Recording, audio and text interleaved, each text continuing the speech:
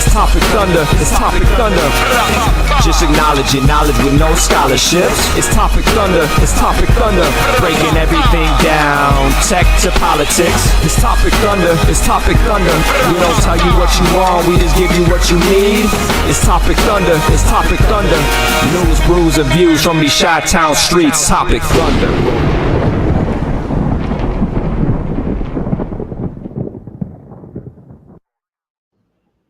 Hello there, everybody, and welcome back to Topic Thunder. Two week hiatus. Yeah, a little mental health break. Yeah, for legit. We missed you guys too, but it was a nice little break. One was a planned thing, and one was a non-planned thing, but it kind of rolled together. And it served us all well. I hope we didn't miss anything. Has anything happened? I don't know. Anything? Maybe even in the last 24 hours, anything seemed to catch people's attention? I don't know. But well, again, ladies and gentlemen, welcome back aboard the USS Rapapa. Brought to you live here on the Facebook, on the YouTube, on the Twitch. That's what it's called. See, it's been so long. I'm just completely out of whatever rhythm we're or whatever relearning. it was.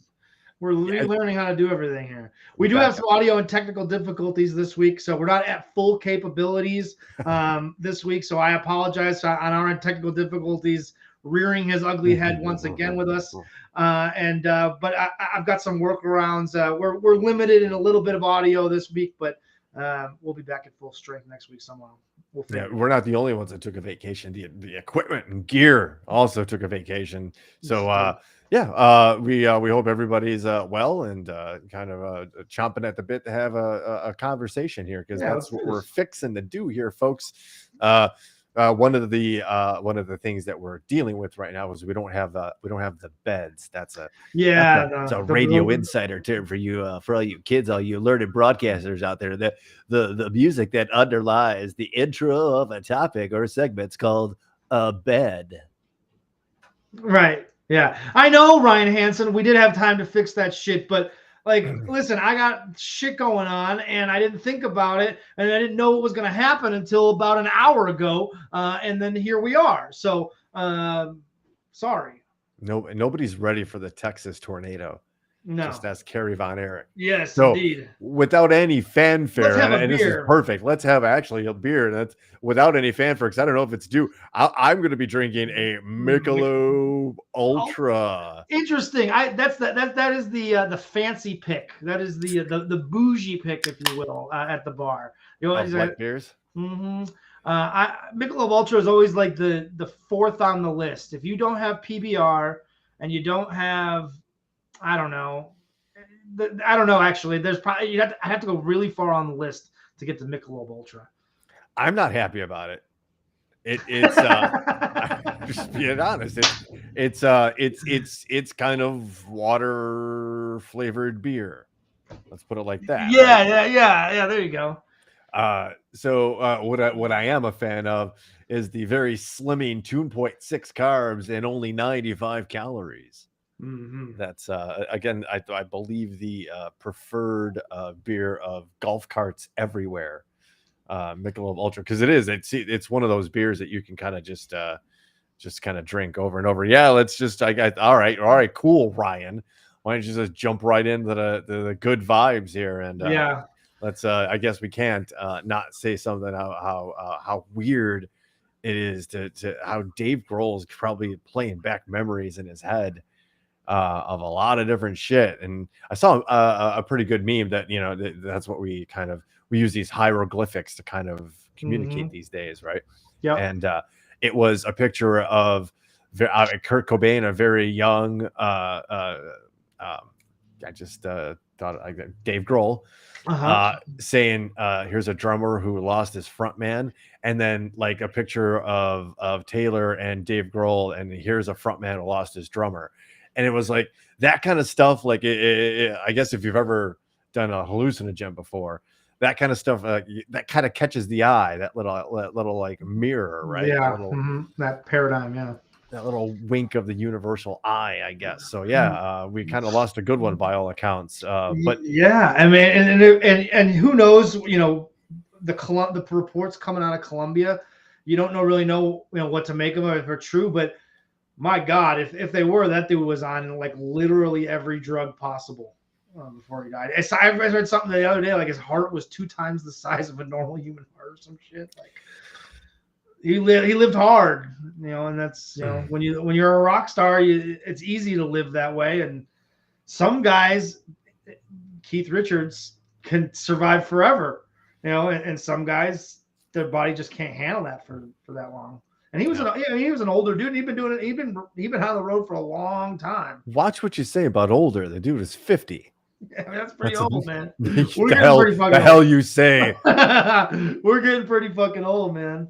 Yeah, but that's not like, okay, that's that kind of like a cold reminder, right? That like that could have happened when you were 36. That it could have happened when you're 42. That could have happened when you're 27.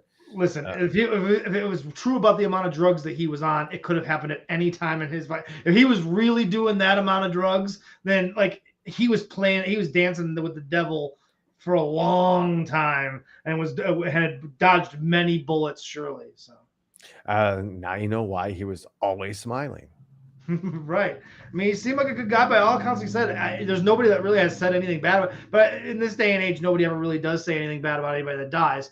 But this guy seems to have genuinely. And when you talk about it on a different level of like how hard must it have been to be the drummer for the guy who is arguably the greatest drummer alive. And Dave Grohl, you could make an argument. You can make there's some that would argue. Now I know he's not my favorite. He's not who I would pick as the best.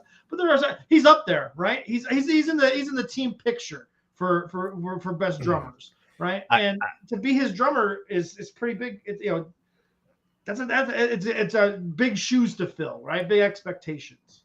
I think it's my understanding that Grohl did everything on that first Foo Fighters album. He recorded everything. He was the bassist, he was the guitarist, he was the drummer, he was the singer. And then these other guys became the Foo Fighters, or I don't know the story. Again, I could be way off base, but that was my recollection of how that kind of happened. But what does Dave Grohl kind of do from here? Does he say fuck it, I can't do this anymore? But overall musician, say what you will about him as a drummer, Dave Grohl as an overall musician is, I've said this for a while, he's the most talented musician of my generation, right? Overall musician, for the amount of different instruments he plays. Like you just said, that first Foo Fighter album, if it's true, that's the best. That is arguably the best Foo Fighter album, and he played every instrument on that album. That's fucking way impressive. I could be super charismatic as a performer too. He was in one of the best live shows I've ever seen. There are few people alive on the planet Earth that are forgiven and allowed to come in and go, all right, Cleveland, come on, Cleveland, come on, Chicago, and do it repeatedly. There are some guys that it's not cheap for them, right? Tobias Forge of Ghost is in that same vein. When he's doing it, he's it's not there for just it's not candy. It's there. It's actually probably strategically placed alongside a bunch of other things just to kind of engage the crowd, right? There are very few performers that can really pull it off that it felt authentic, and Grohl was one of those dudes. For sure. Yeah, Biz points out at Lollapalooza, they switched places. I think they did that often in concerts. There was a few songs that the other guy sang and cover. He did a couple of covers too, if I'm not mistaken. And they would occasionally let him do those covers at live shows and whatnot. Dave Grohl allegedly drummed for Ghost for a concert. Really? Oh yeah, because all the supporting bands, they wear masks. Oh, okay. So you never really know. That's great. There's a rumor that Hetfield played rhythm guitar. Oh, that would be great, and that's great because that's the cool allure and mystery around a band. I respect that. That band Ghost has really found for lack of a better term, gimmick that is really cool and different in a place, in a genre that is really hard to do something cool and different, right? And really, who knows? But the rumors are great. If James Hetfield really did or didn't, the rumor itself is great because it helps him as an artist have people talking about him. So There's he insisted that Ghost was the opening tour for Metallica's European tour, and there's actually a pretty cool the YouTube of Hetfield trying to figure out like a Ghost chord with the bassist. They're sitting there like kind of warming up or whatever, and he's trying to like figure out the chord, and you see him like it's pretty cool. Yeah, they're mutual respect, but yeah, very few performers, and Foo Fighters and Dave Grohl certainly one of them. I didn't know that Taylor Hawkins drummed for Eagles of Death Metal. All that. That's pretty cool. That's pretty cool. Yeah. Yeah. By all accounts, good dude, solid dude. So a Michelob Ultra for Taylor. I'm sure that's the least of his. I've got a blackberry lemonade. Right on, right on. Hey man, whatever gets you by in 2022, because there's a lot of shit. And shout out to Teresa for listening and commenting. Oh yeah, hi Teresa. Hey, that's yes, thank you. And Courtney. So with that, I don't know how. It's time for the headlines here on Topic Thunder. Thank you, big voice man. That's fantastic. Yeah, it's time for headlines. And the last time we spoke, ladies and gentlemen, we brought to your attention the good work of Mr. Jose Andres. He of the World Central Kitchen. And I'm proud to say that Topic Thunder raised about $300 going towards the World Central Kitchen. If you're not familiar, it began about a decade ago in Haiti when they had the really bad earthquakes. And Jose Andres, world famous culinary artist, decided to start sourcing and building out a network of food trucks. Using local chefs, local food, cuisines, and it's kind of spread all over the place.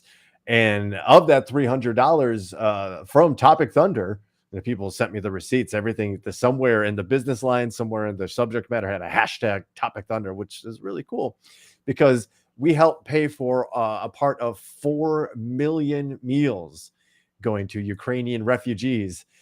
This is from the often never really cited thehill.com. You should stay away from the Hill, but it's so good that why not throw a little right-wing nutsos in there too every once in a while, right? We're fair and balanced here. Yes, anyway, fair and balanced. You know, has anybody ever used that? We should use that as like a slogan. It's a really good idea. And then what we can really do is start hammering home. I'm gonna write that down. Fair and balanced. I got it. A really good idea then to get some really old, grizzled, and out of touch anchor persons. Okay. To kind of push some really extremist party centric agendas. Wait a minute. What about this? What if we had attractive blonde females also deliver this same news? Maybe even alongside one of those grizzled old men every once in a while. This is really turning into something right here. I think we're onto something here. I think we're onto something. All we need to do is get a billionaire media tycoon. Yes, maybe from a foreign country. No biases or agendas of his own, obviously. Yes, of course, Gigi. Only if those women are chronically sexually harassed. We absolutely have to make sure that they are sexually harassed. That seems like a standard that we have to have. We'll just hand them the Topic Thunder HR manual. Exactly. It's like, have you ever seen the Kama Sutra? It's very similar. Our workplace environment and culture might be different, but it gets results. Oh, it gets results. Yeah. That got weird. Back to the Hill. back to the Hill. So a good friend, they're in Ukraine. They're in 21 cities in Ukraine is the World Central Kitchen. And they're cooking food for people who are seeking shelter. Everybody has seen the pictures of people hiding in subway stations and libraries and train stations. These dudes are pulling up food trucks in an active war zone where the opponent doesn't care about civilian targets and they're feeding people. And this was the chosen charity of Topic Thunder. for this particular crisis, and like we did for the flooding, Louisiana, I believe, or was that Tennessee? It was Tennessee, right? Where we sent about we earned Louisiana. It was Louisiana. It's almost $600 went to the Cajun Navy. So if you think I'm patting ourselves on the back here at the desk of Top of Thunder, you're damn right we are. That was almost $1,000 worth of charity relief to people doing good work to help others, just from a little podcast here that we do in our mama's basements. Indeed. Is that shit? That is where I am. I just wanted to throw a bone out to everybody who argues against it. You're just in your millennial living in your mom's. No, dude, I've got gray hair. I'm old. But yes, I am living in my mom's basement. So shut up. It works. It works. So we've talked extensively in the last 3 weeks ago about some of the sanctions. Yes. That were being levied against these oligarchs and the Russian government, right? Yes. Interesting to note now that it's been about a month and now like almost 2 weeks since the real heavy hitters and the real ones with real bite have kind of taken effect, that we're starting to see where these people are going, since there are a lot of countries that are basically kicking them out and seizing their property. Where are they going? I'll tell you, they're not going back to Russia. Definitely not. Definitely not, because Russia sucks. Sorry. Kind of sucks. Unless you've got a super lot of money, but then why would you want to be in Russia? Right, because there's really nothing you could do with a super lot of money in Russia right now. There's nothing you can do other than watch the state TV and hope that there's a blip in some sort of major speech that the president wants to give, and they cut to Swan Lake. Yes. I mean, this is unsurprising, though, this headline, here saying that Dubai. Come on, it's totally unsurprising that Dubai and Saudi Arabia and the UAE, as they refer to themselves, of course they're going to be a safe haven for these assholes. We're going to start a little story arc here about a good man named Roman Abramovich. He is said to be Putin's banker. Yes. Meaning he kind of knows where all the money is and who has it and what dummy companies and shell corporations kind of control all that. He's been said to be among the Russian elite visiting Dubai and the UAE, which are not joining in with any sort of sanctions, basically saying, hey, we're open for business. If you want to spend your money here, come on down. And business is good. They are going through an unprecedented real estate boom, where these oligarchs are now literally competing with each other for real estate, for dock space, a mooring space for their yachts and such like that. And it's very interesting because they know how to play the game, and so apparently so does the Dubai government, because in order to get ahead, because sometimes there's waiting lists with people who might have more money, more influence, more power. All of a sudden, a certain section of Dubai or whatever city, whatever province, however they break it down over there, they have new roads. Just brand new roads, or brand new fire station, brand new city hall. And it's not even like, they're not even coy about it, right? It's well known that this is business. This is how it's done. So all of these folks, as many as 80, I believe, here, are trying to get to Dubai and trying to get to, I know, Israel.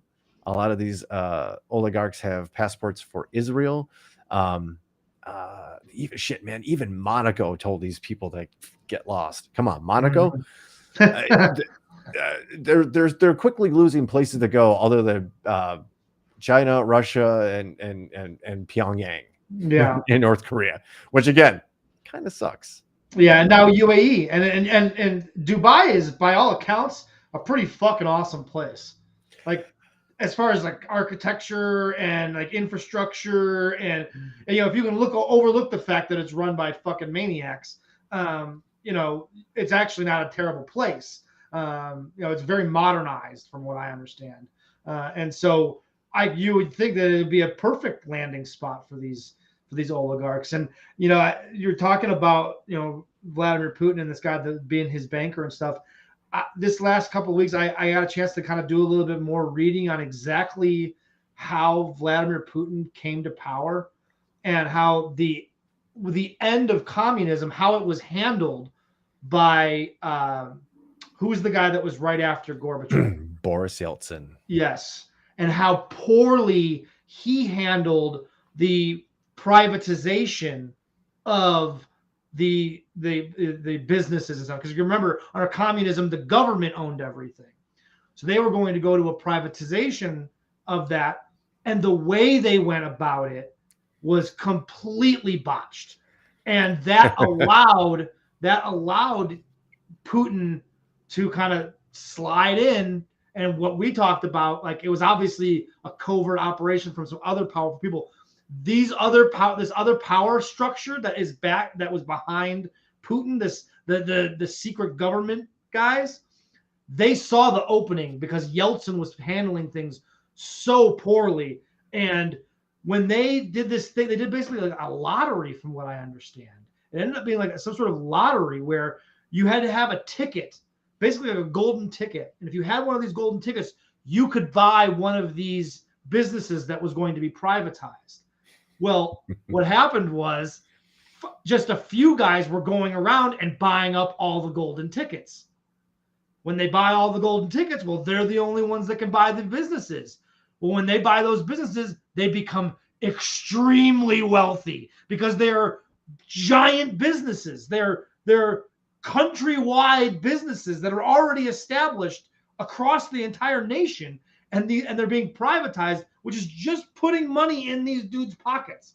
And that's how you get these oligarchs. It was just these very few people, and it was all Putin's guy, because that one guy stepped out of line. And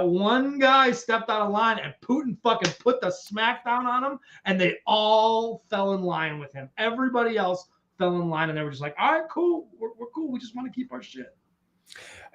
It's a really interesting study. Boris Yeltsin was a notorious drunk. Yes. And if you start sniffing around a little bit, you'll find an eventual thread that, like, people accuse him of being another KGB plant, because they just figured that first president was going to fail with the plan, right? Sure. And if you look at, if you can, in your mind's eye, if you're dreamy about Boris Yeltsin, you can remember what he looked like. He looks oddly like almost like a Soviet Bill Clinton. If you go ahead, use the phone, the Google machine, but like, for sure, it was a departure from what you would consider to be a Slavic look. It looks very Western, which would have been part of the goal, right? Because Russia was trying to integrate with the West, become more of a Western model democracy. But yeah, then you have this system, right? Yeah, there you go. I'm not saying towards the end. Trumpian. He's very Trumpian, actually. If you put Bill Clinton and Donald Trump and they had like a love child, it would probably look like Boris Yeltsin, wouldn't it? You're catching like that top right photo that you're catching him after 4 years of presidency, where he was downing 8 liters of vodka a day. And I'm not like, I'm dead serious. Like that, we're talking like blackout drunk, like that bottom right, that top left picture. That's what we were talking about when he got into office. That's kind of what, like, that. So he very Western, yes. Very Western, very not necessarily a huge conspiracy theorist, but I wouldn't put it outside the realm. There's no way the KGB, the FSB lets the Russian government go into full democracy. I don't care what you say. You're right. Care. It doesn't make sense, because all of those people were communists, right? Ultimately, and look what happened. Yeah, and you're right that the first president had the most unenviable task, because going from communism to some sort of capitalism with privatization of businesses is an almost impossible task to do. And it is impossible to do without a tremendous amount of corruption. Right. I mean, it is absolutely a petri dish for corruption, and that's exactly how it went down. And that's how it played out. Yeah, in a country notorious for corruption, nothing really changed. Right, names changed.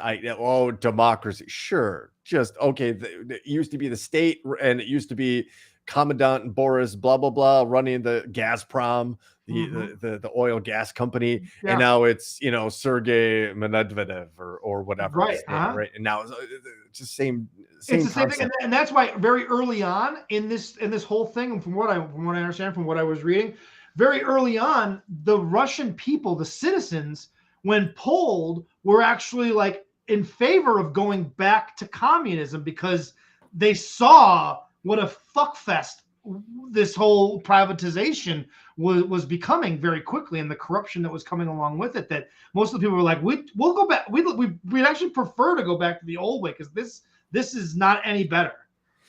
Let's just say that Russia never has had really truly experienced full democracy, right? It just At all, happened. ever. There's I happen to be fortunate that I work with somebody who was born in Poland before the wall fell. So I was with her today, and she told me the story about how often they had chocolate, and they would like once a month, her mom would have to stand in a line to get a ticket to get a bar of chocolate. Jesus. And it wasn't certainly not every week, and it wasn't because there wasn't enough chocolate in the world. It's just that's all they got. She told me that her mom worked at a factory making shoes. All of the product, all of the shoes went to Moscow, went to Russia. They didn't have shoes in this town, but then there's a shoe factory. So that'd be one of the central components of communism, right? Is that overly centralized? We'll take it all and evenly distribute it to everybody. Oh, come on. Right. I'd rather take capitalism, at least somewhat of a fair shot, or at least a little bit fairer of a game. Like, you're less likely to lose. Like in communism, you're almost automatically going to lose. Like with capitalism, you at least have a fighting chance in a way. Yeah, a little bit. You can scratch out a little something without having to like sell your soul to the machine and rat out your neighbors and shit like that. Exactly. So I'm gonna skip that one story from NBC News. We're just gonna get right to the gotcha. I'm gonna move along because I know the Ryan's already jumping all over this one, and I want to slow ourselves into this one, Mr. Hansen, because I want to bring up that President Volodymyr Zelensky of Ukraine says that a Russian oligarch, Mr. Roman Abramovich, has been trying to help Ukraine during Russia's invasion.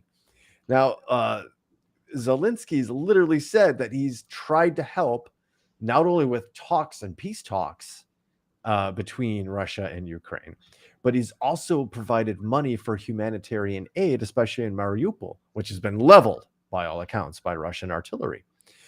And that Zelensky goes on to say there are other oligarchs willing to help, not because, and I believe the quote is, out of a sense of patriotism.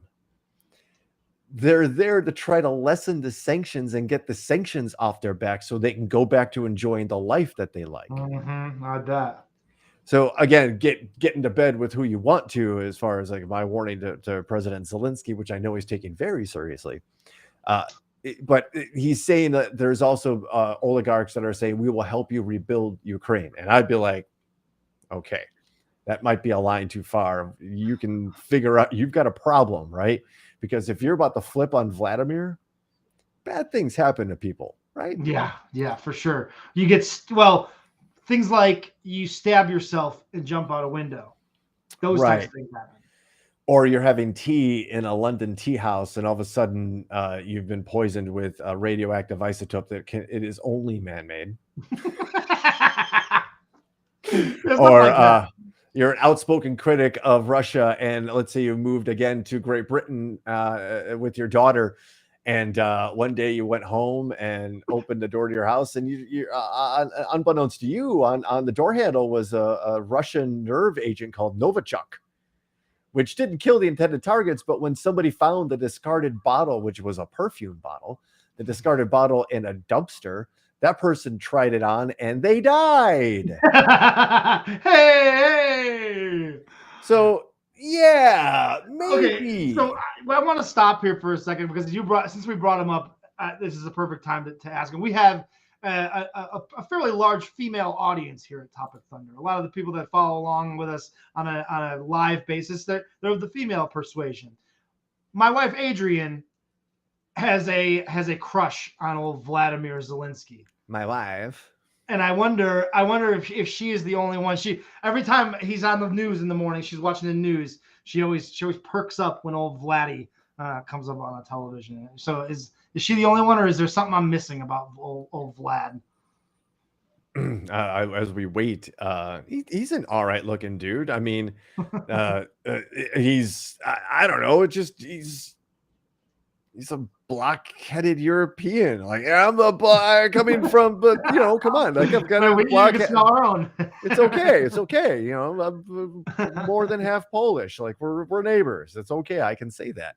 But yeah, like, there's no doubt. If he came up to you and said that I'm Australian, you'd be like, bullshit, pal. Yeah, don't believe you. Not at all. Yeah, he's an impressive man. The fact that he's filming TikToks and there it is, Daddy Vladdy. I didn't want to say it.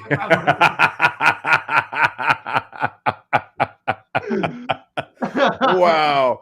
All right. Okay. Is he Courtney? Oh no, he's impressive. Yeah. It's not his looks though. Yeah. Okay. So yeah, like the dude's got some huevos. Like he's literally out there filming videos, like taunting.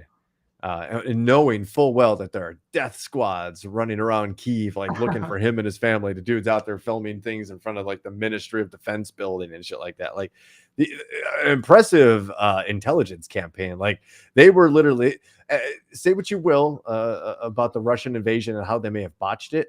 Man, the Ukrainians were ready to fight them on a different front they weren't ready for. And that was like the social media front, right? They've been pantsed by the Ukrainians, Russians have, by just the social media war. Like the idea of the story that we discarded to get to the Zelensky thing here was about how Russian expatriates are calling back home and nobody's answering. Because Putin literally said in his speech, like Russians that are living outside of Russia are scum and traitors. And they're like hardening. Yeah, they're hardening these feelings against people that aren't there. It's because like, well, it sucks here, and there's something to this. And I'm pissed that you're not here to have to suck with me, right? But you know, that's again. I think the last independent newspaper in Russia closed today. There are no independent media sources. Everything is now state controlled messaging. So they're getting a very, very, very different idea. The idea of denazification still exists. The idea that like they're going in trying to kill Ukrainian Nazis, which I did do a little bit of research on that, not enough to really speak on that, but my initial suspicion is that it's something along the lines of like blaming BLM, but like the reverse, right? Right. The people that are doing the bad things are blaming, like, I don't know. But I stress that I haven't read enough about that one yet. So it's on the list, as they say. So we were talking about Roman Abramovich, right? Yes. And how he wanted to step in and he's offering this help to Ukrainians in the midst of this very embarrassing 2-day war. Russia was supposed to have basically they were going to come in. It was going to be a very nice exchange. Hi, thank you very much. Welcome to Kyiv. And everybody has tea, not that kind of tea. And it didn't quite go that way. So now you're starting to see the fracturing of the power structure where Abramovich and other oligarchs were offering support monetarily, politically to Ukraine. What happens to people who do that? They get poisoned. And sure as shit, not only did Ukrainian peacekeepers and peace talks, negotiators, think that's the word, peace talkers, that's what I was looking for, negotiators. Not only were they poisoned, but Roman Abramovich confirms that he was poisoned, that he was blinded for several hours, had skin peeling off their face and hands. Jesus. And what is basically a suspected chemical poisoning attack. And this is from, I just picked the dailymail.co.uk, but it was kind of everywhere and it's getting a lot of traction. The Guardian's involved now too. So This guy's he owns Chelsea Football Club too. Sports fans. They may know him from that. Soccer fans at least. For a little bit. They're about to kick him off if they haven't. Oh yeah. Oh, he was like right off the bat, like one of the first things when the whole Ukraine thing happened, he was like, I will sell. Okay, I get it. Like he was very upfront, like I know what's going on here and I will sell. Somebody make me an offer. And I think the Dodgers owners are putting together a bid. If I'm not mistaken. The owners of the Cubs, the Ricketts family, yes, they are too. Made an offer and they got denied. Not good. Fuck that. Because of all of the and you'll remember this once I refresh your memory. But do you remember when Old Man Ricketts, the guy with the real money, all those emails came out where he was using Muslim slurs and that came up. Yeah. No and shit. That disqualified them. They didn't. Yeah, they don't fuck around, man. Sins of the father are being bared out by the son. Well, I mean, there's only one good Ricketts child, and it's Laura Ricketts. The rest of them are all a bunch of asshats. True that, but still, I understand. With that being said, it seem kind of unfair that they're denied because of something that their father said. I don't know. But he would have been involved. I believe his name is Joe. Joe Ricketts would have been involved. Alive. Old man is still alive. Old man is still alive. Oh, okay, different situation. I thought old man was dead. Sorry. No, I think Joe. Yeah, and his money is involved because it would have been like I think a $1.3 billion purchase. Whoever buys this is gonna be fucking paying out the fucking ass for it. And this Abramovich guy is definitely going to make a hell of a lot of money on this deal. That's why he's so willing to sell. He's like, okay, I'll get my money back and then some. As long as it's not rubles, shit, right? So apparently this guy was poisoned. There's a online journalistic task force. Let's call it. It's called Bellingcat. Okay. I've done a story or two here and there from them, but they're hardcore. They've been all over this Russian story for a long time. They've investigated a lot of the mysterious window incidents, we'll say, and one of the lead investigators, Christo Grozev, who is part of the team that concluded the Kremlin had poisoned a Russian politician, Alexei Navalny. Remember, we told you where they got him twice, right? They got him twice, and once on the ground and once in a plane on his way to Germany to get treated for the first poisoning. Again, I believe that was the Novichok nerve agent too. This investigator said that this was not intended to kill, that it was just a warning. Now, that's messed up in and of itself, that somebody knows just how much of whatever to put wherever right, to not kill somebody. But you know damn well that Abramovich now knows he got the message. Sure. Very interesting to see, especially in the coming weeks as this thing kind of gets worse and worse, where these fractures keep coming from in the Russian structure of society, basically. Sure. I'm interested. Sure. I mean, you have all of us interested. You've been leading us down this rabbit hole for months now. We would be foolish to not be interested. Let's take a little diversion, right? Let's talk about something really, really science. Really, really, really heady. And I'm not going to read it all.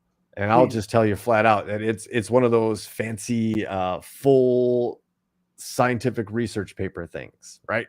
Okay. And I come across them, and when I find something that like I'm having trouble digesting this and trying to regurgitate this, because it's just really, but this topic is so fascinating, and it is basically theorizing that information is the fifth form of matter.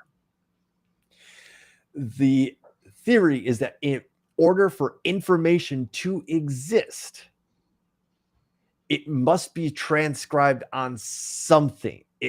Whatever it is, it has all the way down to we're getting down to like quantum computing, right? Even then, that information has weight. A quantum particle has weight, theoretically. A quark, a proton, a neutron has weight. And information might be part of the web of the universe. Whoa, that I got some. I may or may not have some mushrooms downstairs, but I gotta take some of those and then really think about this because that's wild, man. So some of the cool things about this, I'm just going to read this couple of lines from the first paragraph. It's from the introduction. I guess I could read the abstract, but it gets weird too because I'll start. You tell me how long this is going to last. The mass energy information equivalence principle proposed in 2019 and the information content of the observable matter in the universe estimated in 2021 represent two important conjectures called the information conjectures. Combining information theory and physical principles of thermodynamics, these theoretical proposals made specific predictions about the mass of information, as well as the most probable information content per elementary particle. God Here, damn it. we propose an experimental protocol that allows for empirical verification of the information conjectures by confirming the predicted information content of elementary particles. This is this is why kids don't like science. This is what you do when your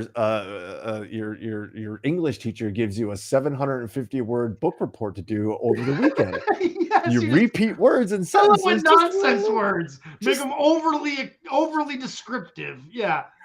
I mean, Jesus Christ. Like, come on. So it's a little easier in the introduction. So I'll read this. Since IBM's development of the first magnetic hard disk drive in 1956, digital information storage technologies have radically transformed our modern society. In binary code, digital information is stored as logical ones and zeros, known as bits. Bits of information can be stored in any material capable of displaying two distinctive and switchable physical states by allocating a logical 0 or 1 to each physical state. So that's what your ones and zeros are. That's basically computer code. Mm-hmm. Right? Digital information can become so entrenched in all aspects of our society that recent growth in information production appears to be unstoppable. This is some cool ass shit right here. Each day on Earth, we generate 500 times 10 to the 6th tweets. Now that's 500 with a 10 and 6 zeros behind it. That's a lot of tweets. That's 294 times 10 to the 9th emails. 4 times 10th to the 8th. I'm sorry, that's 6th gigabytes of Facebook data. 4 times 10 to the 6th gigabytes of Facebook data. 720,000 hours of new content added to YouTube daily. Wow. In 2018, the total amount of data created, captured, copied, and consumed in the world was 33 zettabytes, or the equivalent of 264 times 10 to the 21st bits. This number grew from 33 to 59 in just 2 years. Whoa. In 2020, and is predicted to reach 175 zettabytes in 2025. So the idea is that, again, it's pretty heady stuff. You have to wrap your head around a lot of stuff. But that information has a physical form that has to be stored and kept somewhere, right? So that there is like I see what they're saying. There is like a mass there. You can imagine there is a bit of something, whether it can be seen by the eye or not, that has to be stored somewhere. And we just keep creating more. That's going to have to be stored somewhere. And it is kind of an element because our society is so interwoven with this information. Think about all the shit that's on the cloud. All of the information, all of this, all the bits. If we're doing that, and it's only going to get bigger and bigger and bigger, imagine what it's going to be 40 years from now. They break it down into minute microscopic size, thanks to what they call Shannon's information theory. And they have determined that one electron,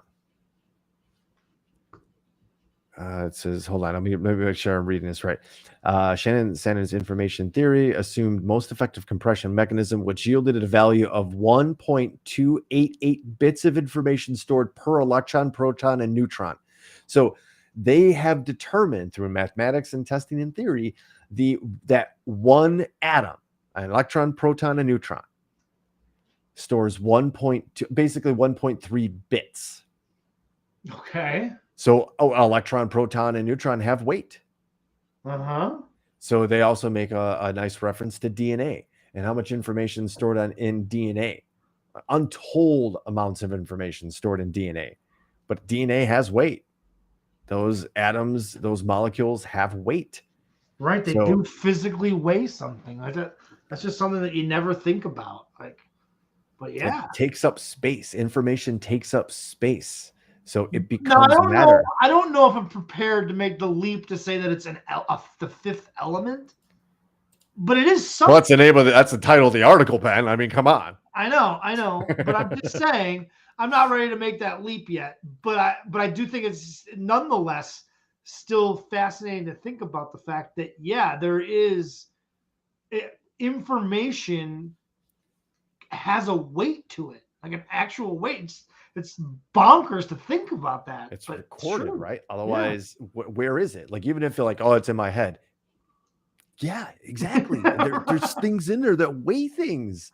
Yeah. Right? I wrote it down. Okay. I put it in my computer. Okay.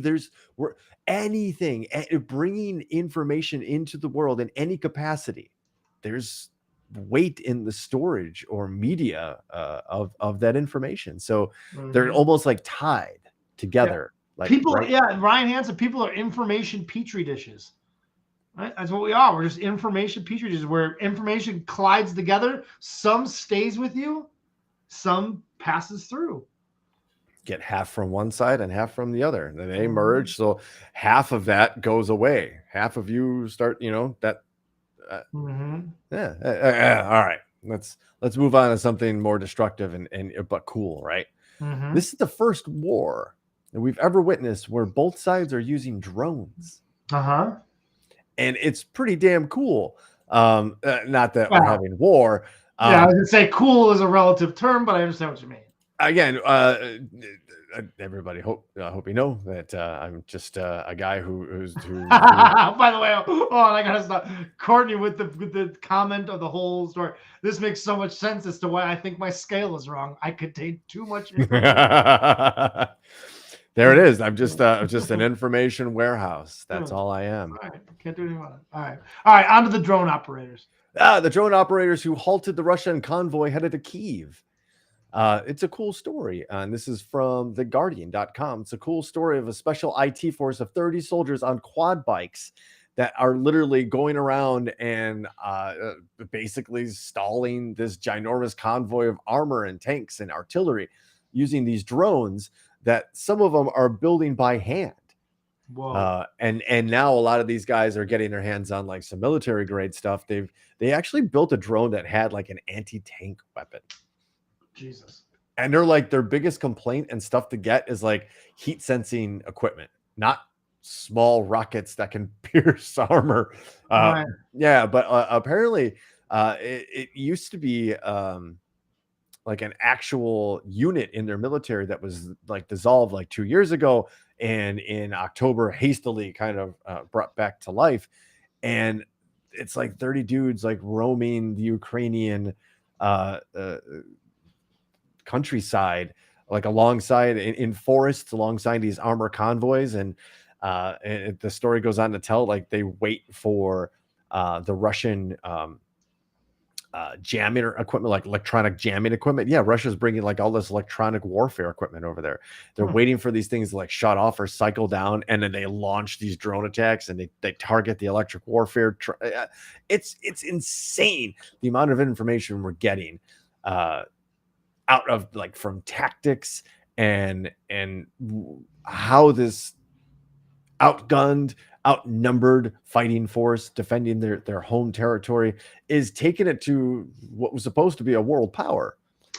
I think that is probably the biggest surprise of this whole thing, is that Russia seems to have been, I don't know if unprepared is the right word, or just unprepared for how fierce the fight back would be. And like you said, doing it via social media, like you said earlier, taking it to a different level and like really getting the word out to the world of what is really happening, right? Like Vladimir Putin can control the Russian media and tell the Russian people whatever he wants. But Ukraine they have a great PR department. Ukraine does, right? Because they have gotten the word out to the world about what's going on, and the world has said, okay, we hear you, and we'll go along with these sanctions. And so in that sense, I think that the Russians were not prepared for that kind of rising up and pushback. And I wonder, I would love to be a fly on the wall in that big fucking room with that big table that Putin sits at, where everyone's at the other end of the table and he's got his end of the table. I would give anything to know about what the conversations are like. Like, he's got to be like kind of taken aback by this whole thing. Like I didn't expect this kind of pushback, or banging on a table. What is wrong with you people? Fix this. I just hear like nails tapping on the table. Yeah. So, how's it going? Yes. And these Russian generals just flop sweat, just shaking, flop sweat. Like they're trying not to throw up the baklava they had that morning. Just hoping that theirs isn't the ejector seat that they're sitting at. Yeah. Well, there's already talk that the what would have been the Secretary of Defense, I don't know if they call him the Prime Minister of Defense or something like that, but like it may be dead.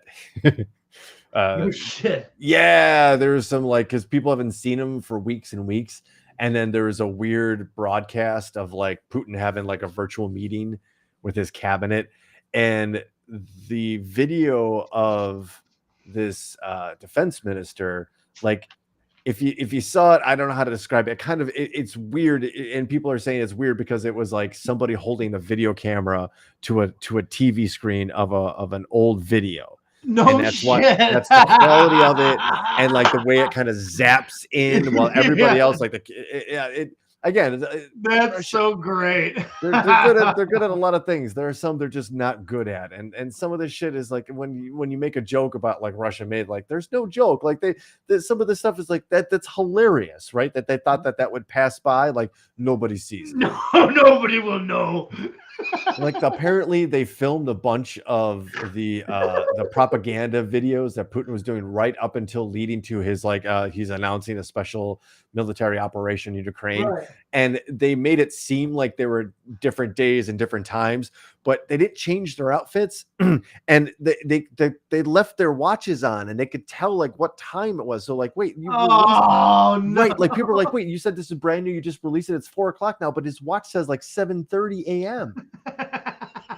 Like that's how, yeah. So they don't think about these things so much. It's so like funny because like they film old video and try to pass it off when deep fake technology exists.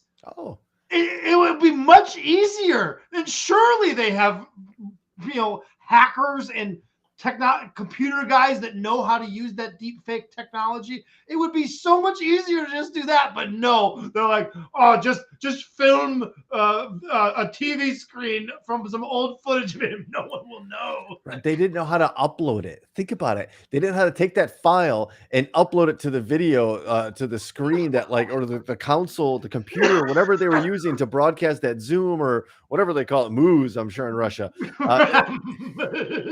We have our own Zoom. We call it Moose. Oh no. Comrade. We do Moose meeting now. Oh my god. Like what if you had Microsoft Teams, it'd be Smeets. We see you on Smeets meeting, yes. Okay, I'm stretching it too far again. Oh man.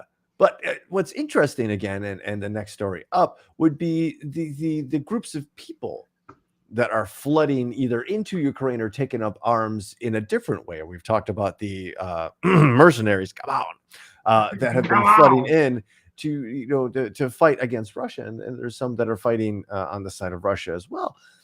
But Anonymous kind of like woke up. And they're kind of laying low for a while. For a long while, and I found like 2 or 3 of the, I guess, like official and non-official accounts that were like spot on in a lot of things in the past, but they've been pretty dormant lately. Man, they lit up like a Christmas tree, and there's a good reason why. They're up to something. They're forming their own website, and they're already threatening that they're going to start releasing ginormous amounts of data hacked from Russian companies and government websites. Mm-hmm. And we're talking terabytes of information, which I don't know if you've ever seen like a big, really, really big, meaty spreadsheet. Could be like 20 megabytes. 1.22 terabytes of information is everything. That's a lot of stuff. So we talked a lot about the much ballyhooed hacking prowess of Russian hackers, right? Right. Anonymous is not impressed. So much so, and I didn't read about this. I didn't know about this. Did you know about the printer hack across Russia? No. Apparently, Anonymous took credit for hacking all available printers. Just, your HP printer there, right next to you. They sent messages to every single hackable printer across the country that basically said anti-propaganda and Tor installation instructions for all hacked printers all over Russia. They basically sent a message of, hey, fuck Vladimir Putin and his government. Here's how you get to the underground to every printer in Russia. So great. It's so great. So to wake up Anonymous and get these guys like on the same page and like focused on the same goal, you're probably a large asshole. Quote, Russia did try to DDoS one of our websites, but they did a shit job. It couldn't get over 10,000 requests in one day or more than 20 megabytes bandwidth, Anonymous told IBT. So yeah, they can't fight back. So apparently the bully that likes to punch. Here you go. When asked for any message to Russian President Vladimir Putin or Ukraine, Anonymous said, quote, the same as always, fuck Putin and Slava Ukraini. It's just fuck you, Russian warship. That one of the great things to come of this entire unfortunate situation is that line from those Ukrainian fighters, 13 of them on Spider Island or Snake Island, and said, fuck you, Russian warship. We're 13 dudes with machine guns. Fuck you, Russian warship. Right. I think that's cool. Yeah, that's awesome. Hey, have you texted yourself yet? No. Have you gotten a text message from yourself yet? No. It's coming. I got mine today, and Gigi got hers yesterday. For real? For real. And it's the latest spam coming out there. Oh, good. And it's literally exactly what the screen says right there. You literally get a message. Free message. Your bill is paid for March. Thanks. Here's a little gift for you. Don't click the link. Don't do it. It's not legit. It's a spam that's going across. Not only I have a Verizon, Gigi has an Apple. Okay. I'm sorry, I have a Samsung on Verizon, but she's got an Apple. So it's the latest thing going around, and nobody really knows where or how it came from. And apparently there's probably some malware in there, but nobody's really sure just yet. So in these situations where corporations, large and small, hospital organizations are being warned look out for retaliation for possible Russian sources. Be careful what you click on and what you're looking at. This was from The Verge. If everyone wants to kind of dial in, if you haven't gotten your text message from yourself yet and want to read up on it and send it to maybe your dad, because he doesn't know what's going on. He's gonna be like, "Oh, great, free gift." Click. Along the same lines, the other day, it was probably like 10 days ago or so, I got a phone call from a number that I didn't recognize, and I picked it up, and it was foreign sounding person saying that they were from AT&T, where I get my internet from, and they were saying your internet has been turned public rather than private, and we need you to log in or give us your information in order to turn that back off. And if you don't turn it private, your internet service could be terminated. And I was like, none of this sounds real. Like I told you, I'm like, none of this sounds real, and I don't believe you. And I hung up on him. Like an hour later, another call. Same foreign accent, different person. This one female. Same thing. Hi, this is AT&T. Your internet connection is we wanted to call to inform you that your internet connection is on public, and you could get in trouble for that. And you could get disconnected. And I was like, somebody else already called me for this, and I don't fucking believe you. Please stop calling me. Click. An hour later, a third call from it. I said the same thing. You guys need to stop fucking calling me. I don't believe you. I'm not doing it. And if it is what you're saying is true, and my service gets terminated, I'll deal with it when that happens. Right? Like, fine. I'm not doing anything. I'm not giving you any information. So stop fucking calling me. And I never heard anything about it since. But and now we don't even have AT&T. I didn't even know that. And so, like, what the fuck was that all about? Like, what were they trying to accomplish? Why did they want my AT&T information? Just because if you were willing to give a password or part of a password, they call that social engineering. If you can give them a little bit, they'll figure out the rest. Sure, that's literally what it is. I get it. Going back to the article I was mentioning, the sentence right here: the link I received forwarded me to the website of Channel 1 Russia, a state TV network. Others have reported similar results, and they say they've been redirected to Russian websites when they click the link. Don't click the link. That's crazy. I never clicked the link. Man, we're at war. That's just good idea in general.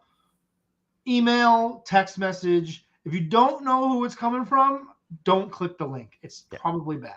Unless you know you reset your password, don't click the link. Right. Jesus Unless Christ. you know that Nigerian prince. But by the way, that works. It must work on someone, because if they do it, it must work, right? They wouldn't do something that didn't work on people. Think about somebody who might not be as cognitively functional. Think of somebody who's a little bit older and doesn't quite really understand these things. Yeah. That's the type of prey that these people, like, you just get one, and it's like fishing, right? You get one, that's your day. Yeah. It works for the elderly, I suppose. Yeah. God so it's sad, and there should be more protections about these things. Like, how is this getting out on the network unnoticed? Like, like you didn't see, like, all of a sudden, like, there's this mass spam of the same message with the same shit link going out on your network. Right. Yahoo and Gmail, they should have a filter, that a computer program that just filters out this shit, right? And catches it. You're right. I'm just talking like Verizon. Sure. Any of them. They have enough data, as we now know. They have more than enough data to make a computer learn any type of algorithm they want. Fucking figure it out. Stop listening to my shit and figure this Russian attack out. Figure out the fucking Prince guy. What the fuck? Figure it out. Figure it out. It's a famous quote from one of our favorite hockey coaches in Letterkenny. Figure it out. Figure it out. You want to talk about buying homes? We can. But not many people are going to, by the looks of this article, not many people are going to be doing it. No, because the banks are advising against buying a home in 2022. Yeah, as they should. The enormous inflation in home prices. Honestly, I would not encourage anyone to buy a home for the next 2 to 3 years, because it doesn't make sense, because everything is artificially inflated right now. Or maybe it stays here because, like we talked about before, these corporations and hedge funds and property management companies are buying up all these properties. It may stay like this forever. It's like, that's also a possibility, but I would definitely wait it out to see, because the bubble burst back in 2008. It's very likely to burst. The same people that were sounding the alarms back then are sounding the alarms now. Yeah, I don't no, know. they're literally saying in this article that just to wait like 2 years because they literally this is 78% of community bank executives believe the housing market will crash by 2026. Yeah. I mean, I hope not. As a homeowner, I hope not. But ultimately, I don't think the value of my home is going to decrease significantly. But still, but the problem is with waiting 2 or 3 years as someone that's not a homeowner and could be, if you wait, you also risk it allows the people, these corporations, these hedge funds, these property management companies that have cash on hand and can buy these houses now and can ultimately withstand whatever collapse may or may not happen. And ultimately, there's a possibility that they could buy enough of it where they could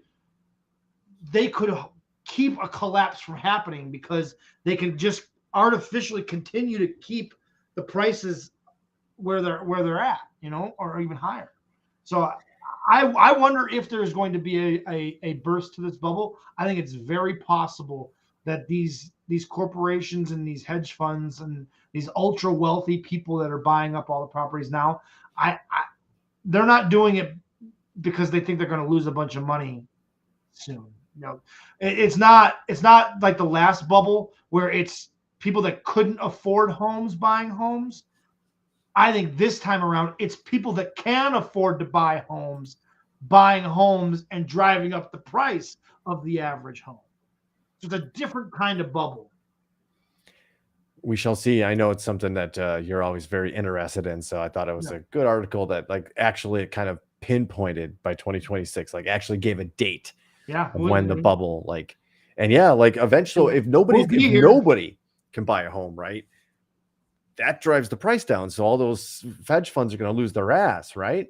They eventually have to come back down. Yeah, you'd think. But like those people didn't get rich by making big mistakes like that. Sure. You know what I mean? Like that's the other part of it is that, again, the last time it was a bubble, it was people that didn't know any better. People that shouldn't have been buying homes, that were given loans that they shouldn't have been given. Right? And didn't understand the type of loan they were given. Exactly.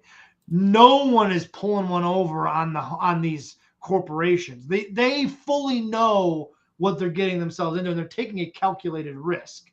Their calculations are clearly telling them whatever the correction is, it's not going to be that bad that it's not worth spending the money now and making the money now. Because if they can turn people into renters, that they can hoard a lot of money in the next 2 to 3 years by making everybody renters. And then by the time it all comes down, they've already made their money and they could sell it for that lesser price and not be hurt so much. And bounce out. That it's just like a stock then. And that's really sad because that's a home and Correct. That's the American dream. Yes, exactly. And meanwhile, there are millions of homeless people. Right. Literally. Yeah. The conversation with my Polish friend today, we were talking about just extremes. Very, very few people are living in the extremes and are even very comfortable in the extremes. Most people kind of live in the middle, some shades of the gray, somewhere in between, and really all just kind of want the same thing, right? Just kind of, I just want to kind of make some meager living and enjoy my life, whether it's family and friends, kids, or painting, whatever it is, right? I don't want to. I was saying, like, X-ray techs in Iran are probably just like, man, that was a tough exam. Well, punch out, time to go home. Right. Same thing. Right. Same thing. I think I just heard something. Oh, it's a rumble. We don't have the audio for it, so I'm just gonna. Bow, bow, bow, bow, bow,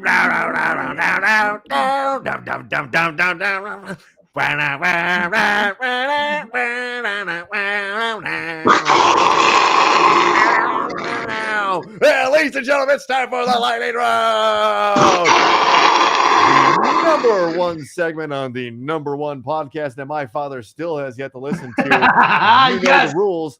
Welcome to the Thunderdome, ladies and gentlemen. 3 stories enter, 1 gets read, and they're voted on by you, the Topic Thunder heads, the dome heads, the somethings.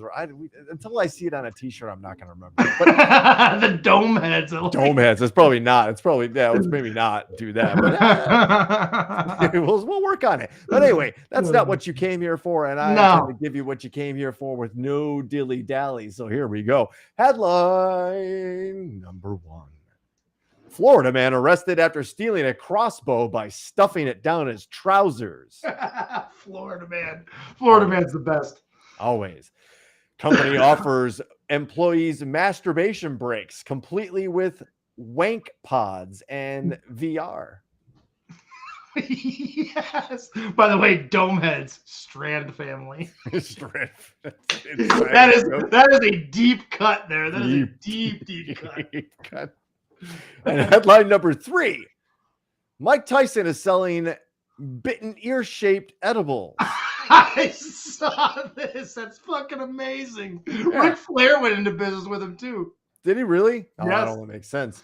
So as you get your votes into the most dangerous chat room in the world, Gigi, what is the name of that company asking for? How are we not voting for number 2, people? We all have to find out about this company that allows you to take masturbation breaks at work.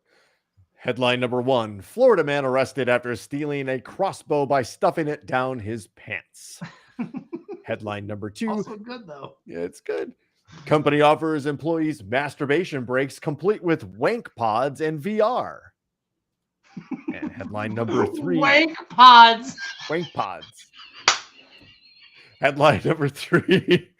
Mike Tyson is selling bitten ear-shaped edibles. Oh. So you get your votes in, ladies and gentlemen. Wank pods. Wank pods. Gotta be China, right? It does feel like this is China or is an Asian country of some sort. Yes. You would think. Snake Hunter, Jerk Pod Break Room, and Tyson's Chewy Bits. Jerk pod break room. Tyson's Chewy Bits.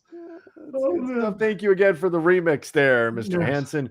I'm tallying votes here. My TV died, so if you we actually have only Hayden has voted for number 2. We haven't Wank Pods. There we go. I'm assuming those are people that are voting for it. I know Billy where Whack Gigi and wants to go. Biz. Wank pods.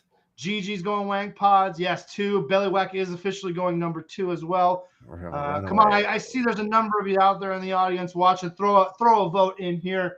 Let us know what you want to hear. But it sounds like, number 2 is starting to run away with this thing. This might be a clean sweep. Unless someone is willing to stick their neck out for for Florida man or Mike Tyson. Florida man with a crossbow usually would win this segment. My mom is texting me. For some reason, she can't comment, but she did text me number 2. So Ma Jordan is in with her vote. I think we're just gonna cap it because that's like 7 total 2 all votes. day. 2. Adrian voted 2. Ryan 2. That is unanimous. Everyone wants to know. Everyone is actively typing up their resumes. I was about to say for the refresh. All right. Well, I'm freshening up my resume and let's go. Without any further ado, adult website Strip Chat is offering a new perk to its employees: masturbation breaks during work hours, complete with custom-built wank pods and VR headsets. Ew. Yeah, I'm not sharing that with anybody. No. The company is an adult website and social network that currently employs 200 people. The 4 high-tech wank pods will be located in the company's Cyprus office and will be equipped with Oculus VR headsets, 4K LED screen, and be able to watch X-rated films on masturbation breaks. In addition to the high-tech features, the large black spherical pods will have a comfortable chair, lotion, lube, and the requisite tissues. Strip Chat is offering its employees a 30-minute break to use the masturbation pod. The comments are blowing the and says that it wants to provide, quote, current and attract new employees with a safe, comfortable, safe space to rub one out. As well as offering their own employees the wank pod, Strip Chat is proposing to other companies the chance to lease out the pods for the price of up to $50,000 for 6 months. The package would include a VIP subscription to the Strip Chat platform. Oh my God, the comments had me crying. Whew, amazing. Last year, Erica Lust, producer, writer, and director of Erica Lust Films, of course, began offering employees 30-minute masturbation breaks every day in the office after saying they became agitated during the pandemic lockdown. Oh, man. Man, that's fucking funny. You guys got me fucking crying. Courtney, put my Hot Pocket in the microwave and rub one out. Are you fucking kidding me? Get 30 minutes. Be right back. Be right back. I'm going to go jerk off. Yeah. Wait. Yeah, right. Seriously. Guys, how do you announce that?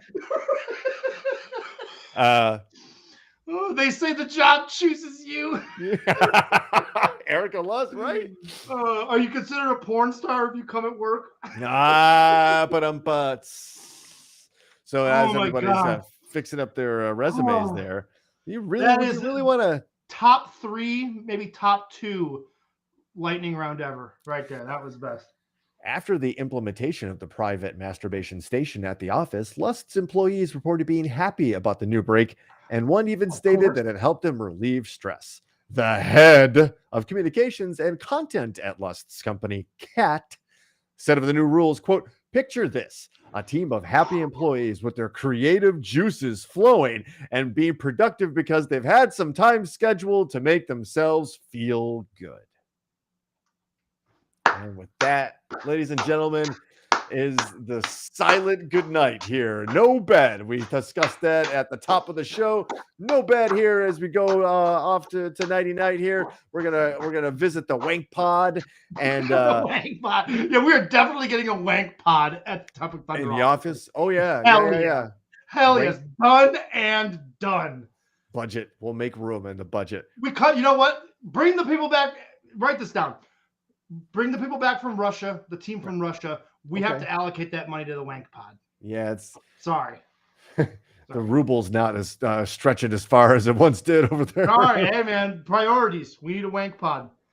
So, all right, Wank Pod is, ladies and gentlemen. You heard it here first on Topic Thunder aboard the mighty USS Rapapa. As usual, folks, thank you for participating, especially watching, listening, however you're consuming the show. We hope you enjoyed it because I know we enjoyed putting it on. It's been a little bit, and we know we had some technical difficulties, so bear with us again. It'll be better next week, but it was good to be back with everybody again, to be real honest with you. It's a fun community we're building here. So until next week, ladies and gentlemen, with a rumble and a kiss in our hearts, have a good night. Thank you, ladies and gentlemen. See you, Biz Whack Museum.